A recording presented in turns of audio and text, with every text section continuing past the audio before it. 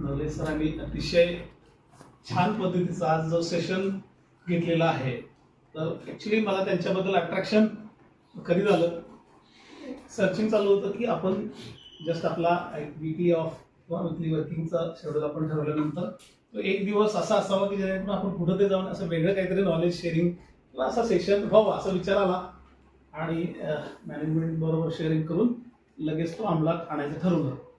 आणि त्यावेळेस actually searching असं होतं की आपण कोणाला बोलवायचं, कशा पद्धतीचा वक्ता असला पाहिजे वगैरे वगैरे चालू होतं. तर जेव्हा मला ॲक्च्युली सर्चिंग करत असताना सरांचं प्रोफाईल मी वाचलं आणि क्षणामध्ये yes I am the right direction and right person परत येऊन थांबलो. आणि त्यानंतर मी बाकी सगळे सर्चिंग बंद केले. आणि मी बरेच होते पण सर्चिंग त्याच ठिकाणी स्टॉप केला आणि म्हणलं दिस इज द फायनल लिस्ट. आणि तो घेतला आणि बरेच त्याच्यामध्ये त्यांचे काही बरेच टॉपिक्स वगैरे होते. आणि ते आज इथं आल्यानंतर असं जाणवलं की वाव, खरंच मी जे बघितलं त्याच्यापेक्षा कितीतरी वास्ट नॉलेज किंवा सर्व गोष्टींनी संपन्न असे सर आहेत. आणि जेव्हा जेव्हा त्यांच्याशी मधल्या टायमिंगमध्ये शेअरिंग करायची वेळ आली तेव्हा सुद्धा बऱ्याच गोष्टी त्यांच्याकडून मला शिकायला मिळाल्या. आणि निश्चितच त्याचा फायदा पुढील काही गोष्टींसाठी सुद्धा आणि कंटिन्युटी ठेवण्यामध्ये सुद्धा निश्चित त्याचा फायदा होईल. आणि मे बी मी कंटिन्युअस त्यांना त्रास देण्याचा प्रयत्न करेल तरच मी काहीतरी नवीन घेऊ शकतो. मी त्रासच नाही दिला तर मला नवीन काय मिळणार. आणि माझी भूक खूप मोठी आहे. मी अगदी छोट्यामध्ये संतुष्ट राहणारा माणूस नाही आहे. त्या गोष्टी कधी प्रत्यक्षात येतील याचा विचार करायला, मांडायला आणि प्रयत्न करायला आवडतं. आणि निश्चितच जसं तुम्ही म्हटलं त्यावर पॉझिटिव्ह थिंकिंग करत राहिलं की निश्चितच प्रत्येकाने त्या भूमिकेत जावं, नवीन गोष्टी, नवीन इनोव्हेशन करावं, आउट ऑफ बॉक्स जाऊन विचार करावा.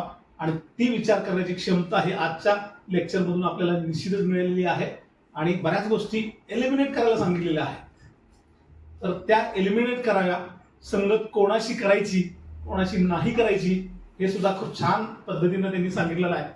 बऱ्याच वेळा काय होतं की आपण खरंच खूप एन्जॉय करणारी गोष्ट आज त्यांनी सांगितली जी मी कधीच एन्जॉय करत नाही, ते म्हणजे इतरांबद्दल गॉसिप. ते बऱ्याच लोकांना आवडतं पण मला नाही आवडत. थर्ड पर्सन बद्दल विनाकारण चर्चा, निगेटिव्ह गोष्टी करायला कधीच आवडत नाही. त्यामुळेच कदाचित मला पुढच्या गोष्टींसाठी जाण्यासाठी एनर्जी मिळते. आणि सरांनी आज नक्की तेच सांगितलेलं आहे. आणि खरोखर आपल्याला त्याचीच गरज आहे. जर आपण इतरांबद्दल चुकीच्या गोष्टी चर्चा करणं टाळलं तर निश्चित आपल्या चेहऱ्यावरची प्रसन्नता, आपली त्वचा, आपलं तेज निश्चित वाढेल. आणि पॉझिटिव्ह गोष्टीकडे आपण जर गेलो तर निश्चितच आपण सतत फ्रेश, आपल्याला बघता क्षणी समोरच्याला वाटलं पाहिजे वा काय माणूस आहे. आणि असं विचार येण्यासाठी नेहमी ऑलवेज पॉझिटिव्ह आपल्याला विचार करायला पाहिजे. निगेटिव्हिटी ही घालूनच टाकली पाहिजे, नाहीतर काही लोकांच्या चेहऱ्यात सतत 12 वाजलेले असतात. तर तसं न होता आज निश्चितच त्याच्यातून बऱ्याच गोष्टी शिकायला मिळाल्या. आणि नक्की सर तुम्हाला बघायला नेहमी आवडेल, कारण का नक्की त्याच्यातून माझाही फायदा असणार आहे आणि मलाही त्याच्यातून बऱ्याच गोष्टी शिकायला मिळणार आहेत. खूप छान वाटलं. आणि जे लेक्चर घेतलेलं आहे त्याबद्दल सर्च करत असताना याबद्दलचं क्रेडिट ललिताला जातं. आणि तिला सांगितलं होतं की सर्च कर, तू सर्च कर. आणि तिने सर्च केल्या आणि सरांना आपल्याला या ठिकाणी अवेलेबल करून दिलं. So thanks to Lalita. आणि so once again thank you sir. आणि कॉटन किंगचं शर्ट मी आतापर्यंत घालत होतो पण आता इथून पुढे कॉटन किंगचा शर्ट घालताना माझ्या मनात वेगळी भावना असेल की आमच्या मित्रांनी तो तयार केलेला आहे.